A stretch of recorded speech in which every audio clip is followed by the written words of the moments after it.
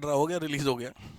इसकी संभावनाएं बहुत नहीं है कि आप क्या नाम दिल्ली तक आए। लग रहा है आपको कि तालिबान आ जाएगा दिल्ली तक? ऐसा मत सोचिए, परेशान मत होइए, आप टेंशन फ्री रहिए, ऐसा नहीं होगा।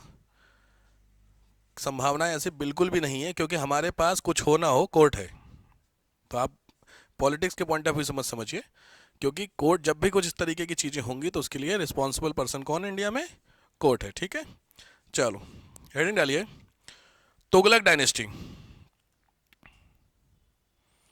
तुगलक डायनेस्टी, तुगलक डायनेस्टी के बारे में दो तीन चीज़ें पहले समझ लेते हैं, फिर फ्रेम पे चलते हैं। टेन्योर लिख लीजिए तुगलक डायनेस्टी का। तुगलक डायनेस्टी का टेन्योर, लास्ट मैंने कुछ तुगलक डायनेस्टी कराया था आप लोगों को? नहीं, तो ठीक है। तो तुगलक डायनेस्टी में टेन्योर में आइए, 1296 से 1296 से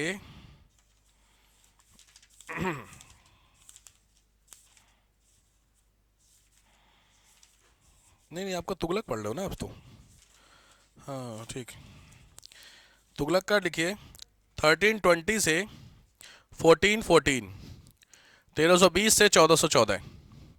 1320 से तुगलक, तीन तुगलक आपको पढ़ने हैं बेसिकली, जिसमें से पहला नाम है गयासुद्दीन तुगलक, नोट कर लीजिए। पहला है गयासुद्दीन तुगलक, दूसरा Muhammad bin Tughlaq, Muhammad bin Tughlaq, and third one is Firoz Shah Tughlaq, Firoz Shah Tughlaq. Simple है, ठीक है।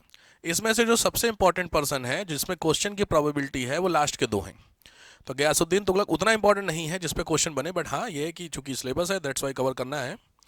बट जनरली जो क्वेश्चन उठने की पॉसिबिलिटी फिक्स है, फिरोज शाह का तो फिक्स है, दो ही चीज पूछता है, या तो शहर कौन से बसाए हैं या फिर नहरें, सिंपल है। दूसरा जो पूछता है वो जनरली पूछता है इस पे क्या, मोहम्मद बिन तुगलक पे। ठीक है, तो क्वेश्चन करेंगे तो, बट हमको स्टार्ट करना है तो हेडिंग डालिए गयासुद्दीन। तो सबसे पहले तो ये डायनेस्टी चेक कर लीजिए। ये सामने जो डायनेस्टी आपके आ रखी, ध्यान से देखिए, this is called Mamluk dynasty, Khilji dynasty and Tughlaq dynasty.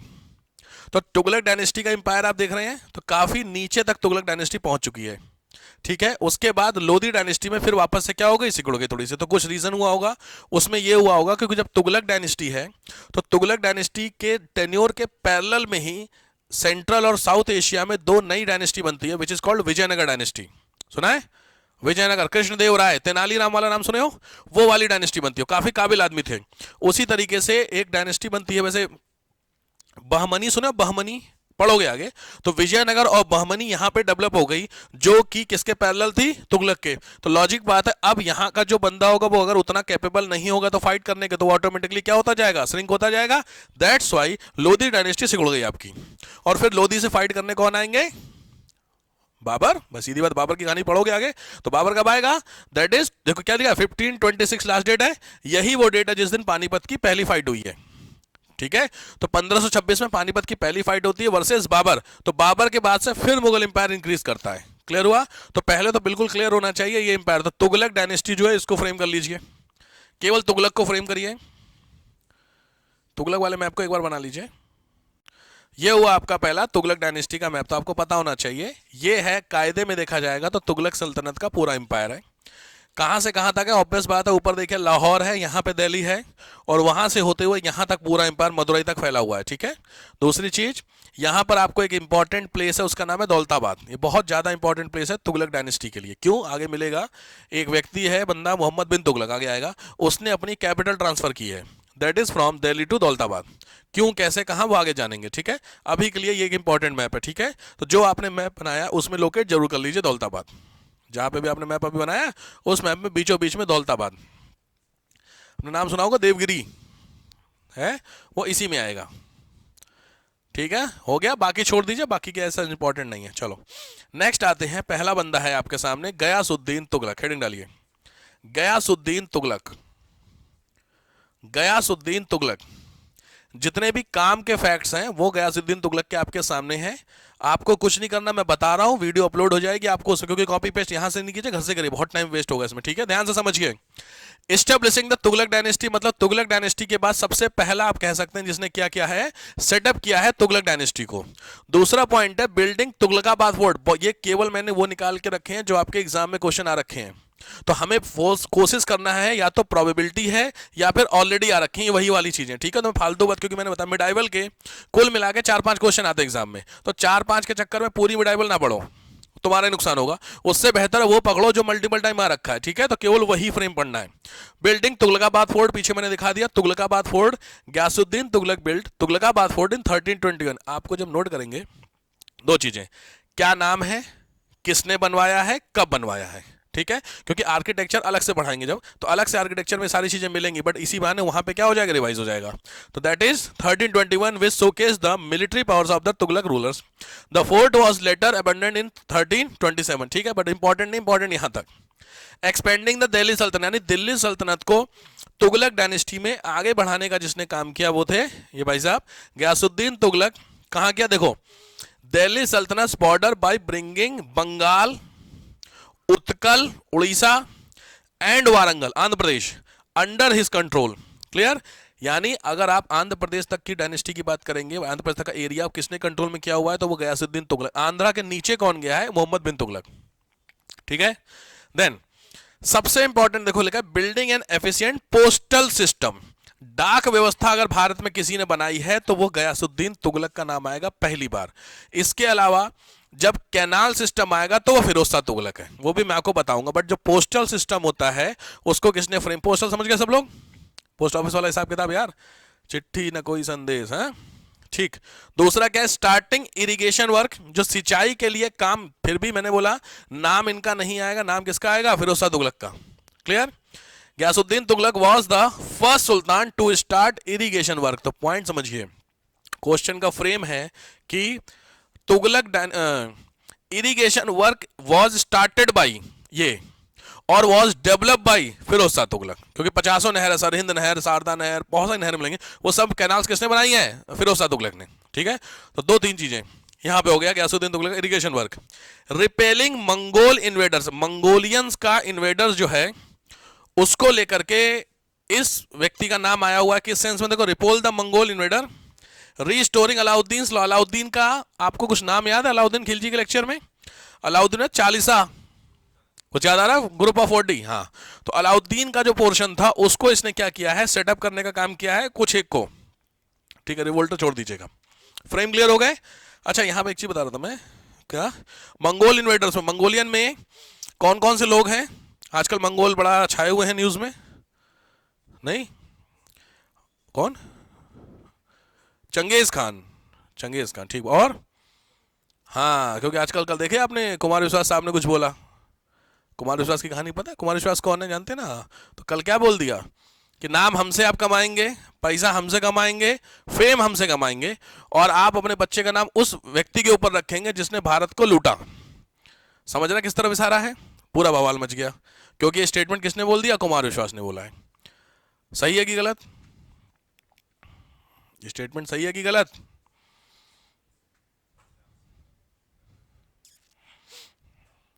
देखो यहां पे दो चीजें होती हैं, पहली चीज होती है यहां पे गलत का सेंस अगर आपको लग रहा है या सही का सेंस लग रहा है, दोनों में हमें सिविल्स के पॉइंट से समझना होता है, सिविल्स के पॉइंट से गलत है, क्यों, क्योंकि सीधी बात है अगर आप इस देश के सिटीजन है तो वो भी हैं। दूसरी चीज है, आप अपने बच्चे का क्या नाम रखेंगे डिसाइड करने वाले आप होते हैं कि कोई और, सिंपल बात, आपका बच्चा उसका नाम आप ही रखेंगे, ये ग्राउंड हुआ सिविल्स, यानी सिविल्स के पॉइंट ऑफ व्यू से बिल्कुल सही बात है, इसमें गलत बात है। अब आते हैं दूसरे ग्राउंड पे, वो ग्राउंड है मोरालिटी का, हिंदुत्व वाला ग्राउंड है, उस ग्राउंड पे चीज गलत हो गई है, बिकॉज आप एक रिस्पॉन्सिबल पोस्ट पर हैं, तो आपको देख करके 100 लोग आगे बढ़ेंगे, तो लॉजिक बात है आपका जो भी वर्क होगा उसको देख के आपके पीछे बहुत सारे लोग होंगे जो उसको क्या करेंगे, रिपीट करेंगे, तो मोरल ग्राउंड पे चीज गलत हो गई है भाई। अगर कोई भी हिंदू व्यक्ति अपने बच्चे का नाम रावण क्यों नहीं रखता, आपने सुना किसी का नाम रावण, अभी नजर में आया हो, विभीषण, कैकेयी, पॉइंट को समझिए, पॉइंट समझिए, मैं क्यों समझा, क्योंकि ये हिस्टोरिकल कैरेक्टर है, ये अपने अपने लेवल पे बहुत कुछ है भाई। रावण पता है आपको कितने काबिल आदमी, बट पॉइंट को समझो। रावण, क्योंकि इतिहास में रावण को दिखाया अच्छी तरह के नहीं गया है। आप सोच के देखिए, जबकि कितना लर्नेड था भाई, पढ़ा लिखा कितना रावण था, लेकिन उसके बाद भी रावण नाम नहीं रखे just because of one bad thing, वो जो सीता माता के साथ किया। तो लॉजिक बात है कि एक व्यक्ति जिसने पूरे इंडिया को लूटा, और लूटने के बाद पूरे इंडिया में आप पढ़ोगे, जब मंगोलियन अटैक पढ़ोगे तो इंडिया में जब मंगोल आते थे तो बड़ा डर होता था, क्योंकि पूरा पूरा इंडिया खत्म करते थे। कुछ इस तरीके की उनकी कहानी थी, मतलब लाखों लाख लोग मार के जाते थे, ऐसी कहानी थी।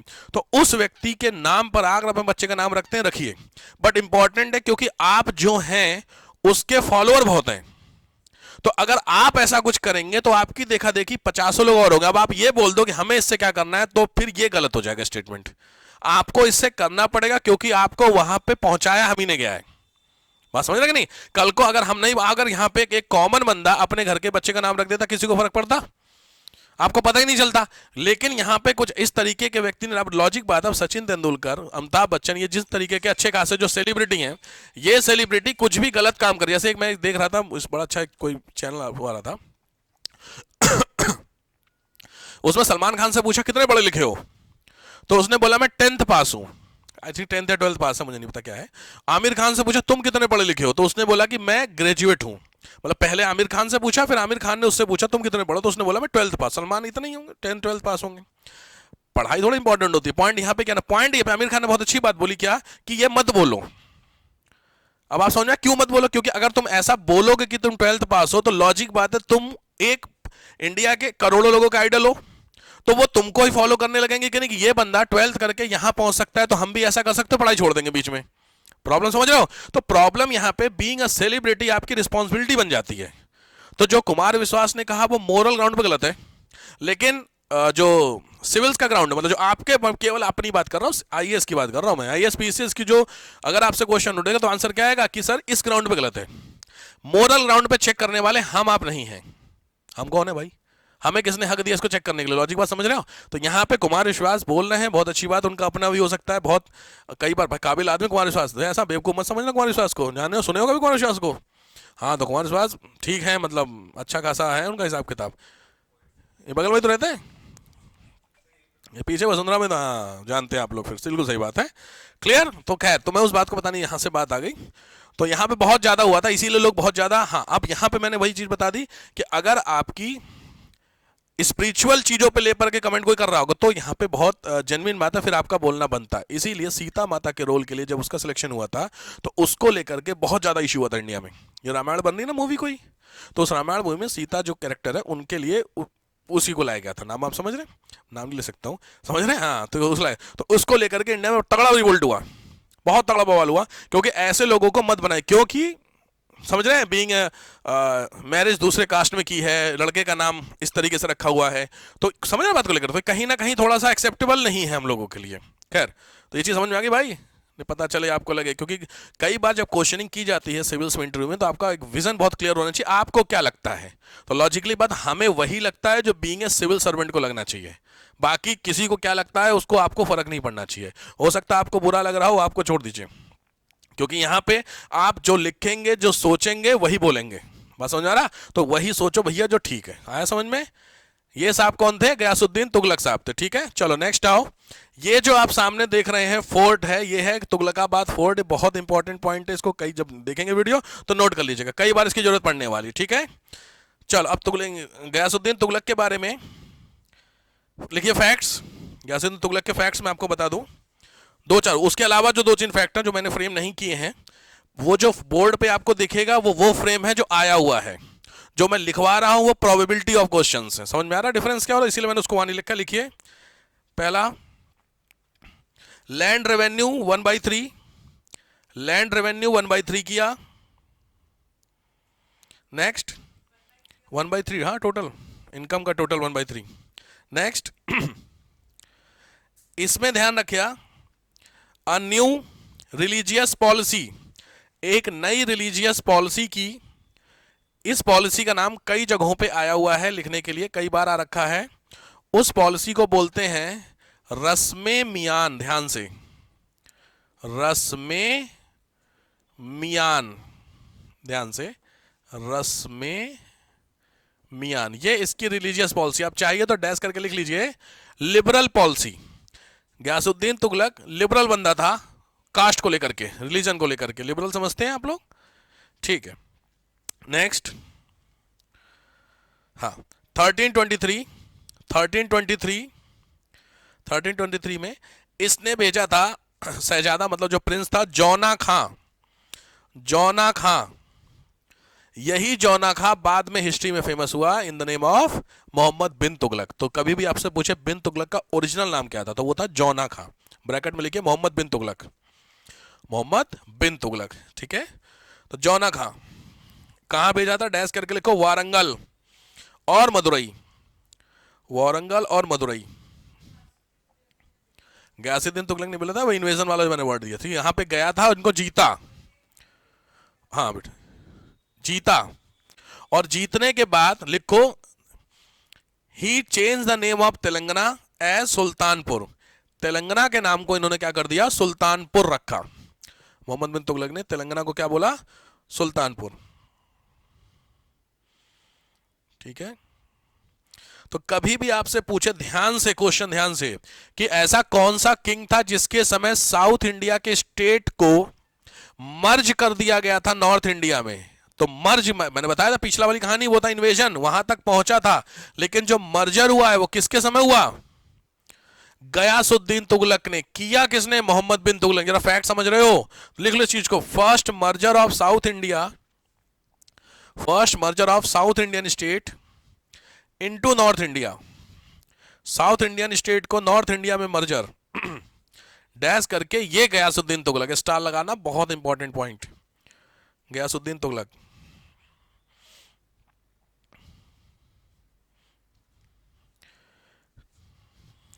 ठीक है। हाँ ऑब्वियस है, क्योंकि जो किंग का नाम हो तो वही पूछेगा ना। दूसरा, ध्यान से, ये गया हुआ था गयासुद्दीन तुगलक कहीं पर, बेसिकली वहां से रिटर्न हो रहा था, तो गयासुद्दीन तुगलक हैं, और वहां पर एक वो है निजामुद्दीन औलिया, नाम सुने हैं, कौन है, सेंट है, सूफी संत है। तो जो सूफी सेंट है, इनके साथ थोड़ी सी व्यूज को लेकर के, इनका व्यू उनका व्यू में थोड़ा सा डिफरेंस था। तो ध्यान से, जब जो गयासुद्दीन तुगलक लौट रहा था, रिटर्न हो रहा था दिल्ली, बहुत फेमस है, इसका स्टेटमेंट है, लौटते में निजामुद्दीन औलिया ने ही स्टेटमेंट बोला है, अभी दिल्ली दूर है। ये स्टेटमेंट लिखिए, अभी दिल्ली दूर है, ये statement given by Nizamuddin Auliya for Ghiyasuddin Tughlaq because of the conflict of interest और आइडियोलॉजी। दोनों की आइडियोलॉजी को लेकर के थोड़ा थोड़ा सा डिफरेंसेस थे, कुछ इस तरीके की कहानी थी।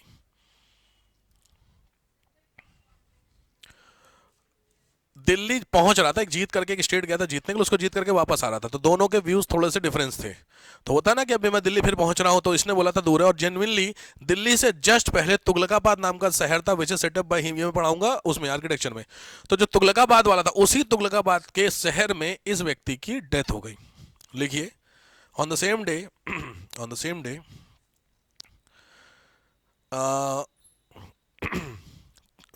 विलेज का नाम है अफगानपुर, विलेज का नाम है अफगानपुर, और सिटी का नाम है तुगलकाबाद। तुगलकाबाद के अफगानपुर में क्या हो जाती है, इसकी डेथ हो जाती है, तुगलकाबाद के अफगानपुर में, ठीक है। तो ये गयासुद्दीन तुगलक की, अभी दिल्ली दूर है, और ये बंदा दिल्ली पहुंच ही नहीं पाया, उससे पहले क्या हो गया, खत्म हो गया। इसी बात से सूफी सेंट का बड़ा क्रेज हुआ था उस समय, कि सूफी उफी थोड़े, सूफी समझ रहे हैं आप लोग, ठीक। ये होते हैं आपके कौन, गयासुद्दीन तुगलक। तो काम की चीजें मैंने बताई है, वो आप उसमें से नोट करेंगे, और फैक्ट्स एग्जाम के पॉइंट ऑफ व्यू से यहां होगा। चलो नेक्स्ट आओ, मोहम्मद बिन तुगलक, मोहम्मद बिन तुगलक, बस हेडिंग डाल दीजिए। आपको यहाँ पर ये सामने जो आप देख रहे हैं, ये मोहम्मद बिन तुगलक है। ये इस व्यक्ति की फोटो यहाँ पे जानबूझ के दी गई है, क्योंकि इनका नाम है इब्न बतूता। कुछ याद आ गया, सबको याद आ गया, वाह, देखो बस गाइए नहीं, ठीक बात है। तो इब्न बतूता था, तो पॉइंट समझिए, बंद कीजिए लिखना ध्यान से। Muhammad bin Tughlaq was the most controversial personality. तो इससे एक चीज समझ में आई भैया कंट्रोवर्शियल क्यों थे। तो कंट्रोवर्शियल का मतलब था इसने कुछ इस तरीके के डिसीजंस लिए जिन डिसीजंस ने काफी ड्रास्टिक चेंजमेंट किया। ठीक है, तो इसको आपको करना है नोट, यहां नहीं वीडियो में। नेक्स्ट देखिए, he was a learn cultured and talented Prince but gained a reputation of being merciless cruel and just. मतलब बंदा, थोड़ा समझो, ये बंदा ठीक था, बट क्या बार होता है ना कई बार कि आप डिसीजन कुछ लेते हैं और हो कुछ और जाता है। आजकल बड़ा चल रहा है, मैं वर्ड सब यूज नहीं कर सकता हूँ, कर्म करने जाते और समझे, वही वाला हाल इसका हो रखा है कि ये बंदा काम सही कर रहा, चार इसके काम पढ़ोगे, चारों काम अच्छे थे, दोस्ती भी नहीं भाई, इकोनॉमी को सुधारने का भी काम किया, लेकिन हो नहीं पाया। क्यों नहीं हो पाया? होता है थोड़ा सा। Third, he was very tolerant in religious matter. His innovative reform brought him bad name as they were not executed properly. तो पॉइंट यहां पे देखो, his innovative reforms यानी जो इसके बदलाव थे वो बड़े बेहतर बदलाव थे, बट नॉट एग्जीक्यूटेड प्रॉपरली हो नहीं पाया। ये बहुत जेन्युइन बात है, यहां पे याद रखिएगा। अगर आपका काम का एग्जीक्यूशन ऑन टाइम है और जहां पर होना चाहिए वहां पर, आप सक्सेस कर जाएंगे। सक्सेसफुल लोगों की केवल एक ही पहचान है कि वो सही जगह पर सही टाइम पर होते, बस खत्म। सक्सेस, किस्मत उसमें जो कहते हो, किस्मत उन्हीं की चलती है जो सही जगह पर सही टाइम पे, बात खत्म हो गई। अब आप समझ गए होंगे मैं क्या कह रहा हूं, ठीक है, लॉजिक बात है। तो अब या तो जगह आपकी गलत है या टाइम आपका गलत है, आप सक्सेस नहीं कर पाएंगे। अब आया समझ में? तो ये बंदे का था एग्जीक्यूशन, इसीलिए लोग कहते हैं कि जो नोटबंदी का डिसीजन था बहुत अच्छा था, लेकिन नोटबंदी का जो डिसीजन का टाइम चुना गया वो थोड़ा गड़बड़ था। उसके पीछे क्योंकि सितंबर का डिसीजन था और अक्टूबर, नवंबर, दिसंबर में शादियों का दौर आता है, तो शादियों में सबसे ज्यादा जो पेमेंट होती है वो कैश पेमेंट होती है, लॉजिक है। तो बड़े लोगों को दिक्कत हुई, तो इसीलिए बाद में फिर आरबीआई ने क्या किया, 2.5 लाख रुपए, अगर आप शादी का कार्ड दिखाते हैं तो 2.5 लाख रुपए तक आप निकाल सकते हैं। बट दिक्कत ये थी कि जो 2.5 लाख रुपए उससे शादी नहीं हो पाएगी, 2.5 लाख से कितनी शादी हो जाएगी एक दिन, वही हिसाब याद है कुछ। तो बाद में इसको थोड़ा सा चेंजमेंट किया गया। तो ठीक है, डिसीजन बेहतर था, कोई दिक्कत नहीं, इस बंदे के बहुत सारे डिसीजन बेहतर थे, लेकिन उसको एग्जीक्यूट प्रॉपरली नहीं कर पाया।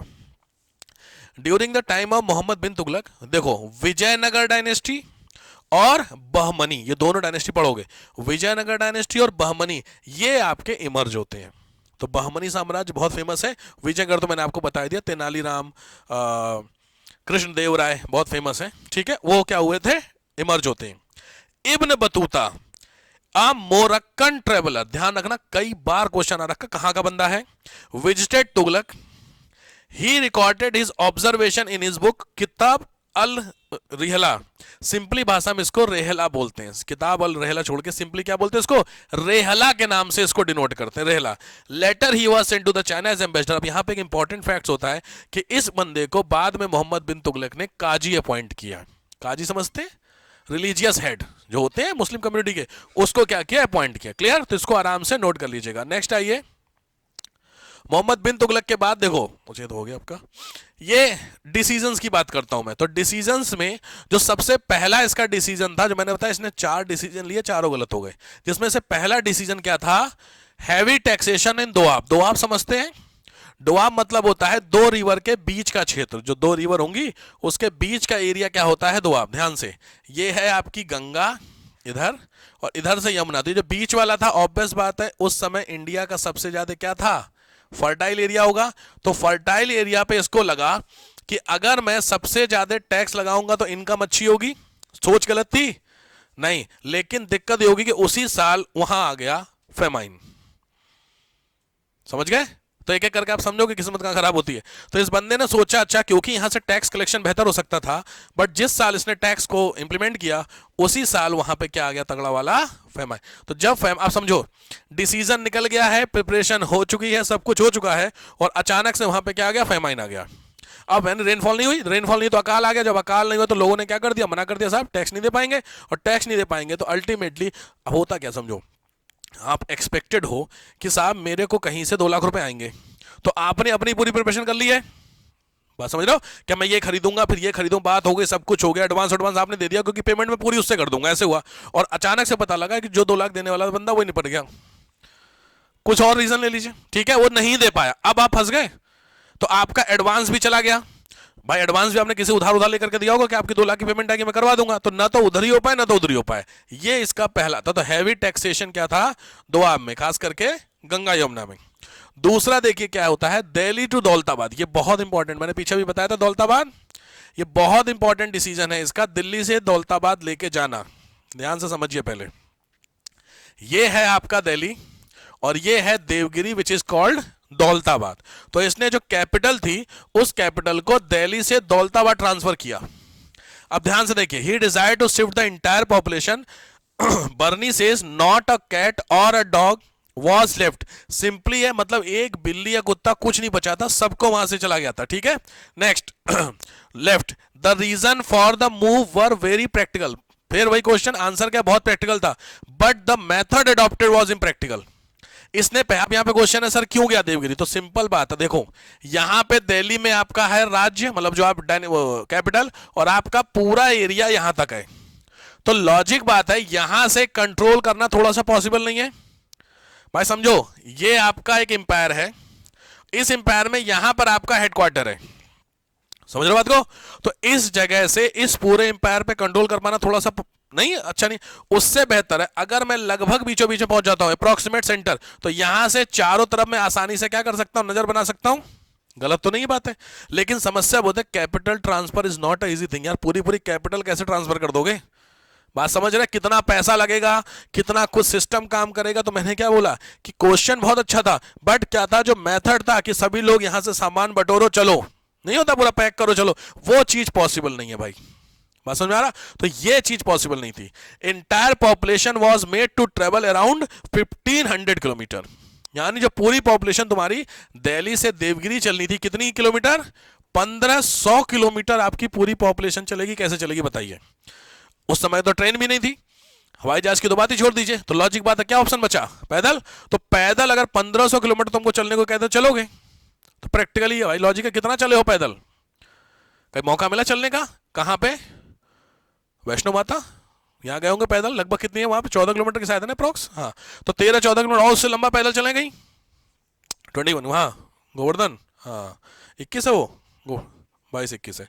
उसके आगे आप लोग वो भी नहीं गए, अगर गोवर्धन नहीं गए होंगे तो आप लोग नहीं गए होंगे, लॉजिक है। बट ये कितना चलना था, 1500 किलोमीटर चल लोगे आप भाई साहब, इम्पॉसिबल बात है। तो थोड़ा सा सोचना तो अच्छा था, लेकिन दूसरा ग्राउंड गलत। Many people died during the journey in the summer, after 2 years the sultan abandoned Daulatabad and asked them to return Delhi, यानी अल्टीमेटली 2 साल बाद क्या करो, नहीं हो पाए, चलो भैया यहां से। तो पॉइंट समझो मैं क्यों कह रहा हूं, इस बंदे का नाम इतिहास में इसीलिए इस बंदे को एक वर्ड यूज किया था, सन की। ये सन की समझते वर्ड, बहुत कॉमन होता है कि आपने एकदम से डिसीजन ले लिया, और डिसीजन आज लिया और 2 दिन बाद आपको लग रहा गड़बड़ हो गया यार, लेकिन आपने डिसीजन तो ले लिया, बस वही। तो इसने डिसीजन लिया कि शिफ्टिंग ठीक रहेगी, लेकिन अब 1500 किलोमीटर पूरी पॉपुलेशन को शिफ्ट करना ऑलमोस्ट इम्पॉसिबल है। तो बहुत सारे कैरेक्टर आपकी लाइफ में भी होंगे जिस तरीके के होंगे, जो डिसीजन अचानक से ले लेते हैं, फिर समझ में आता नहीं हमने गड़बड़ कर दिया। कोई है, कोई चेहरा सामने आ रहा है किसी व्यक्ति का, या खुद का ही आ रहा, हम ही जरा ऐसे ही डिसीजन ले लेते, फिर 2 दिन बाद लगता है गड़बड़ होगी कहानी, ऐसा होता है, होता है। ठीक है, तो अपने आप को कंपेयर ना करना तुगलक से, ठीक है। बट हाँ, तो इसका मतलब इतिहास, मैंने क्या बोला, हिस्ट्री यही सिखाती है कि इतिहास में ऐसे लोग सक्सेसफुल नहीं हो पाए हैं, तो भाई साहब आप ऐसा मत करना। इसीलिए किसी भी डिसीजन को लेने से पहले 10 बार सोचना चाहिए कि उस डिसीजन के प्रॉस एंड कॉन्स क्या रहेंगे, किसके ऊपर, आपके ऊपर, सामने वाले के ऊपर। आप तुरंत डिसीजन ले लेते हो, 2 दिन बाद फिर आपको लगता है यार गड़बड़ कर दिया मैंने, समझ रहे हैं। आपके दौर की बात कर रहा हूं, आपके दौर में समझ रहे हो, 2 दिन में ब्रेकअप करते हो, तीसरे दिन फिर बात करते हो, फिर ब्रेकअप करते हो, फिर बात करते हो, तो वो क्या मजा, खत्म ही करो, बात को समझ रहे हैं, चीजों को लेकर के, या फिर किसी रिलेशंस को लेकर के, या किसी भी दोस्ती को लेकर के, खास करके फ्रेंडशिप में तो मैं नहीं कहूंगा, उसमें तो डेली होता है। अगर आप 2 दोस्त अच्छे हैं तो डेली लड़ाई होगी और डेली वहां पे मोहब्बत हो जाती है। चलो, टोकन कॉइन, नेक्स्ट इसका जो डिसीजन है, ये बहुत इंपॉर्टेंट क्वेश्चन बनते हैं। टोकन कॉइन को बोला जाता है सांकेतिक मुद्रा।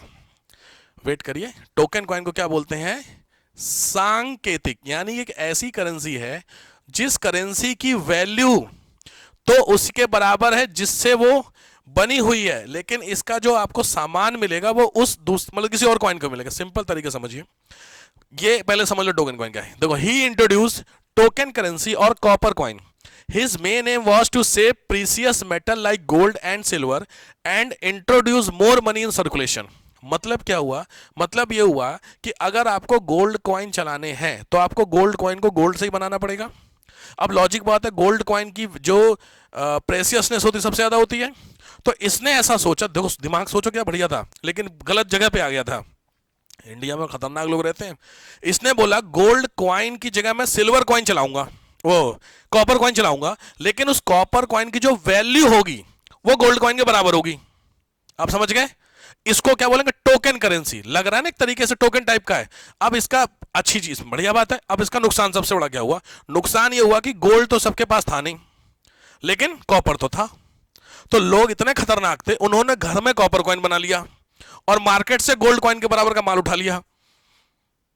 आप समझ गए बात को लेकर के? तो सीधी अगर आप गोल्ड कॉइन से चावल लेने जाएंगे तो आपको हो सकता है प्रेजेंट टाइम में, आज के समय, मोटा मोटी 100 किलो चावल मिलता है एग्जांपल के लिए, और कॉपर से कितना मिलता? 10 किलो। तो अब क्या आप लेके जाएंगे कॉपर वाले और वहां से गोल्ड की वैल्यू ले आएंगे, ऐसा इसने बोला कि, बट इसका क्या था कि गोल्ड को बचाओ, कॉपर को चलाओ, वैल्यू सेम रखो।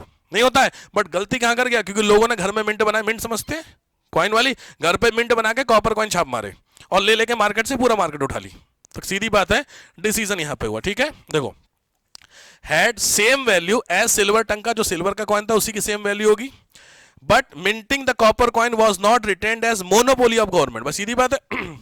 The goldsmith began to force the token coin on a large scale. Soon the new coin were not accepted in the market. धीरे धीरे धीरे धीरे जब मार्केट में क्या, अच्छा लॉजिक सोच के बताइए, अगर आपके प्रॉपर मार्केट में फ्लो में कॉपर कॉइन आए जिसकी वैल्यू गोल्ड कॉइन के बराबर है, तो सबसे बड़ा नुकसान क्या होगा?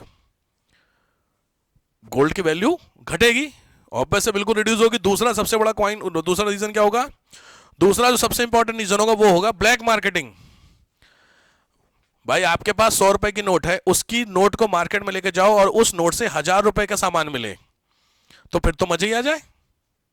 प्रैक्टिकल बात। तो आप मार्केट में गए, एक लिमिटेड मार्केट है कि उसी मार्केट में चलेगा, बट नुकसान यह है कि 100 रुपए से 1000 का सामान मिल रहा, तो हर बंदा 100 रुपए ले आएगा और 1000 का सामान उठा लाए। तो अल्टीमेटली लोग क्या करें? अपने घर में बटोर के रख लो।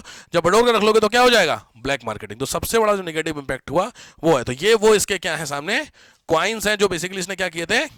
चलाए थे। ठीक है, जस्ट ए मिनट। ठीक है, गुड, हाँ डन।